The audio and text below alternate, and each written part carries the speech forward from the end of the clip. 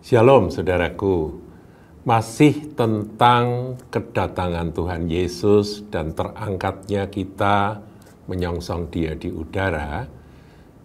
Ada banyak tafsiran yang kita sudah sajikan di beberapa pelajaran-pelajaran yang lalu.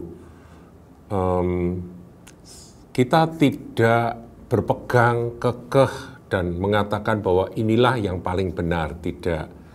Saya berusaha untuk menyajikan akan pandangan-pandangan tersebut secara objektif karena saya menilai bahwa semuanya punya dasar firman, saudara.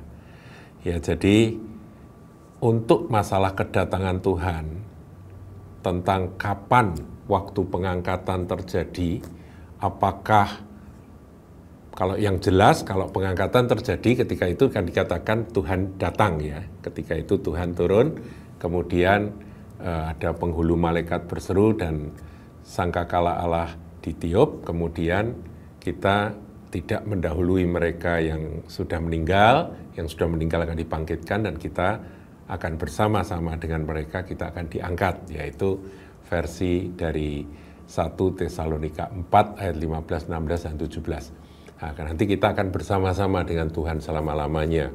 Ini kalau misteri, kalau pakai judul kegenapan misteri, ini adalah pernikahan anak domba, di mana kita menyatu dengan mempelai pria.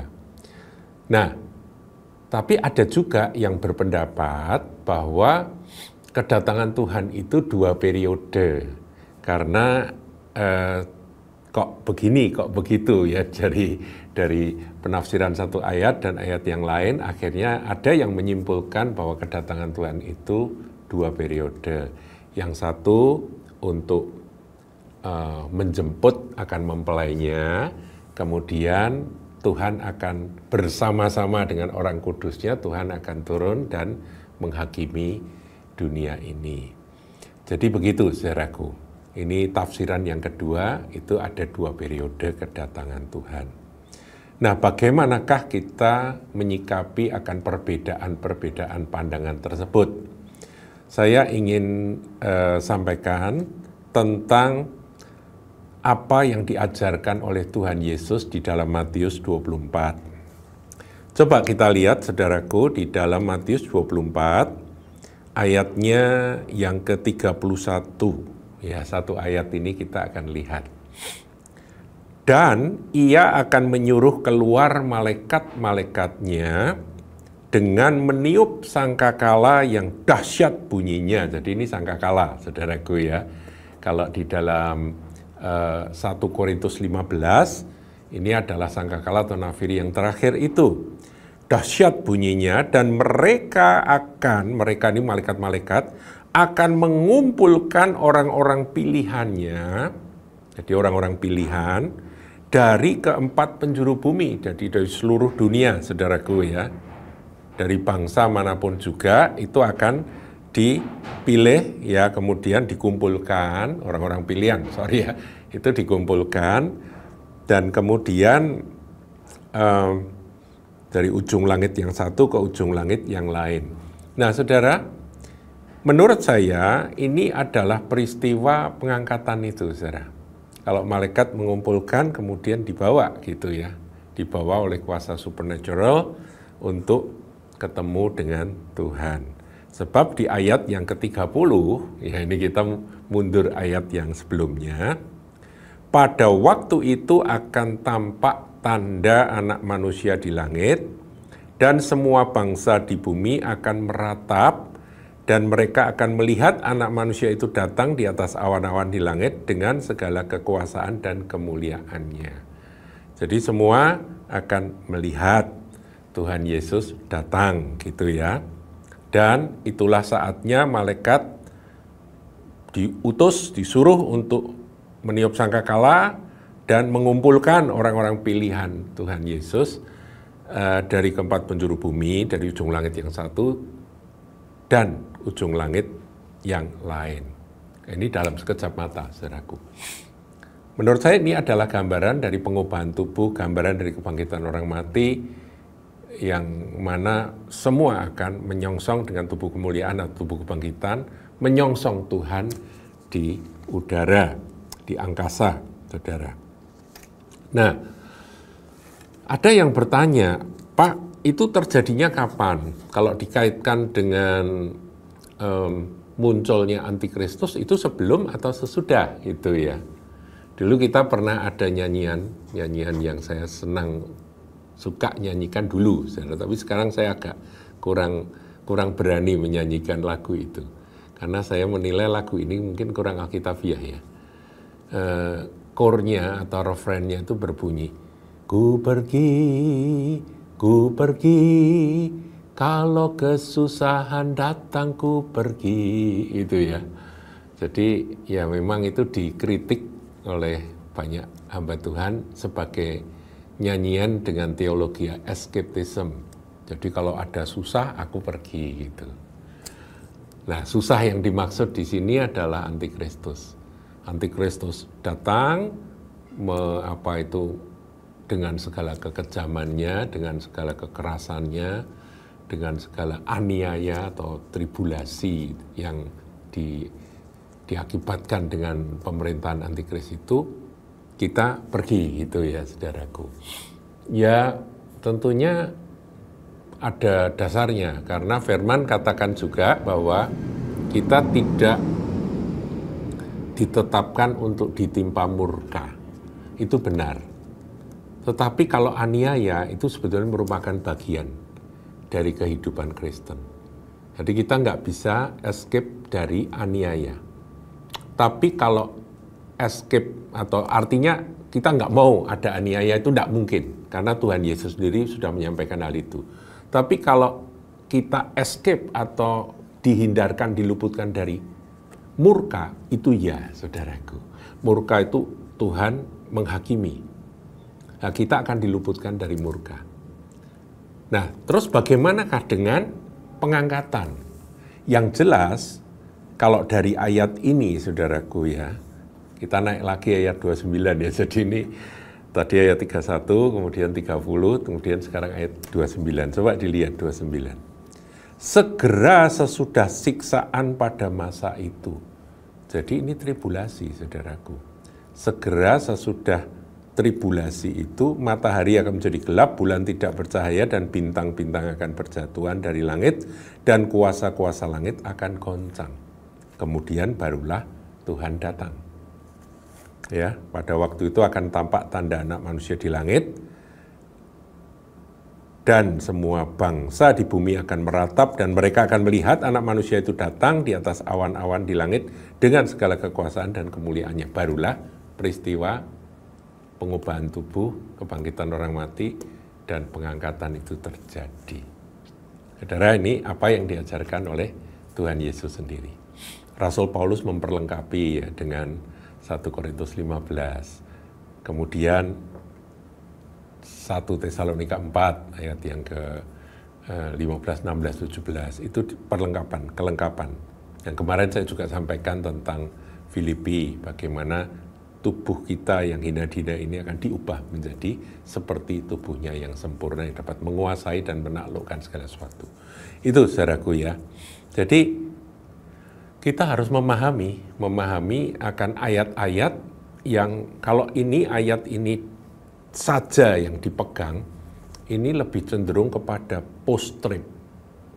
Artinya setelah aniaya besar, kemudian Tuhan datang, mengangkat kita menyongsong di udara, kemudian bersama-sama dengan Tuhan itu turun langsung dan menghakimi akan bumi ini. Yaitu pertama, mengalahkan antikristus, pemerintahan antikristus, dan Tuhan akan duduk di tahta Daud, dan dia akan memerintah sebagai raja segala raja. Jadi kegenapan dari nubuatan mesianik bahwa Yesus akan duduk di tahta Daud. Bukankah sampai sekarang ini tahta Daud belum pernah diduduki oleh Tuhan Yesus? Nah, saudaraku, satu ayat lagi yang sudah berkali-kali saya sampaikan, tapi kalau Anda mendengarkan akan pengajaran ini, Anda bisa belajar secara lebih lengkap ya. Jadi saya Saya sudah harapkan Anda untuk mengikuti sesi-sesi yang sudah saya sampaikan kemarin-kemarin. Tapi kalau Anda hanya melihat ini, coba ini sekarang saya tambahkan. Surat Paulus yang kedua kepada Tesalonika, jadi 2 Tesalonika. 2 Tesalonika 2 ayat 1 bunyinya demikian. Tentang kedatangan Tuhan kita Yesus Kristus dan terhimpunnya kita dengan Dia, kami minta kepadamu saudara-saudara supaya kamu jangan lekas bingung dan gelisah, baik oleh ilham roh maupun oleh pemberitaan atau surat yang dikatakan dari kami seolah-olah hari Tuhan telah tiba. Nah, kemudian ayat 3, janganlah kamu memberi dirimu disesatkan orang dengan cara bagaimanapun juga. Nah, kemudian kalimat berikutnya ini yang pasti, ini pasti saudaraku, ini sudah tidak butuh tafsir lagi. Sebab sebelum hari itu, yaitu hari kita kumpul dengan Tuhan, hari pengangkatan lah gitu ya, haruslah datang dahulu murtad. Jadi jangan kaget kalau hari-hari ini banyak murtad, saudaraku ya. Karena harta, cinta, kemudian tahta, harta, tahta, cinta, dan kebingungan teologis, saudaraku ya, murtad terjadi. Dan haruslah dinyatakan dahulu manusia durhaka. Ini mengacu, man of sin ini mengacu kepada antikristus yang harus binasa. Jadi antikristus harus dinyatakan dahulu, barulah nanti kita berkumpul dengan Tuhan. Nah, di dalam teori yang kemarin saya sempat sajikan, yaitu teori 4 misteri, itu batu ujiannya kalau 4 misteri ini menggenapi akan Wahyu 10 ayat 7 yang berbunyi bahwa kegenapan dari misteri Tuhan, misteri Allah itu pada waktu sangkakala yang ke-7, karena sangkakalanya hanya ada 7 kan di dalam kitab Wahyu. Berarti sangkakala terakhir itu adalah itu. Ya sudah, saudaraku. Kalau kegenapannya itu bersamaan dalam waktu yang bersamaan, 4 misteri yang saya sudah sampaikan panjang lebar, saudara bisa cari di channel YouTube GKPK Hal ini, saudaraku ya. Saudara bisa cari, nanti saudara bisa ikuti. Nah, di situ kalau tepat waktunya, maka antikristus harus menyatakan diri dan orang tahu bahwa dia adalah antikristus, maka saat itulah genap akan misteri-misteri yang lain juga, yaitu misteri pengubahan tubuh, misteri pengangkatan, itu akan genap. Jadi itu akan terjadi. Nah, cuman saya juga artinya saya juga memberi tempat pada penafsiran yang berbeda. Belum tentu apa yang saya sampaikan itu benar. Karena ini tafsir. Kalau firman Tuhan pasti benar, saudaraku. Jadi saudara jangan bingung, tapi Anda coba begini,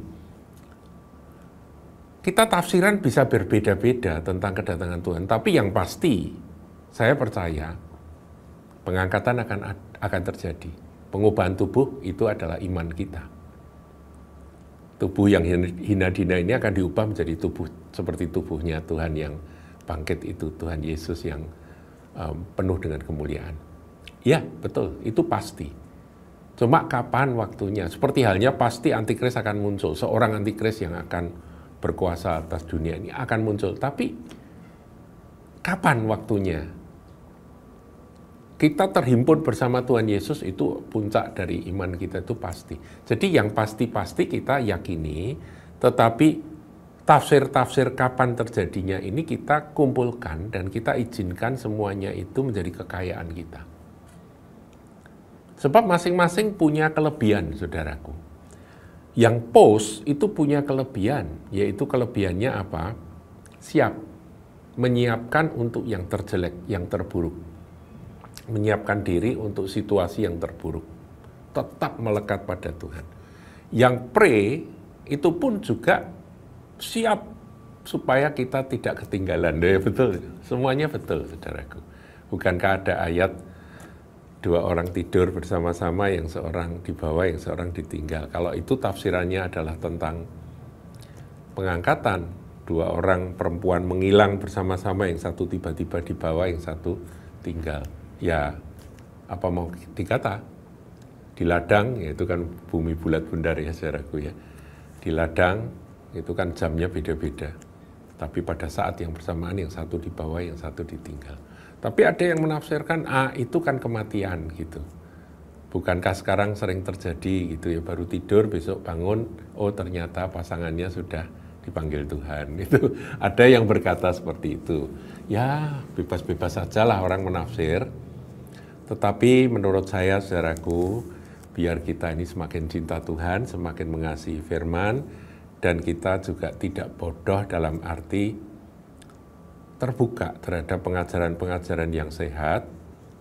Jadi meskipun ada yang berpendapat bahwa pengangkatan itu terjadi pada pre-tribulation atau mid-tribulation atau post-tribulation, mari kita terbuka dan kita belajar dengan sikap hati yang mengasihi Tuhan, takut dan gentar akan Dia.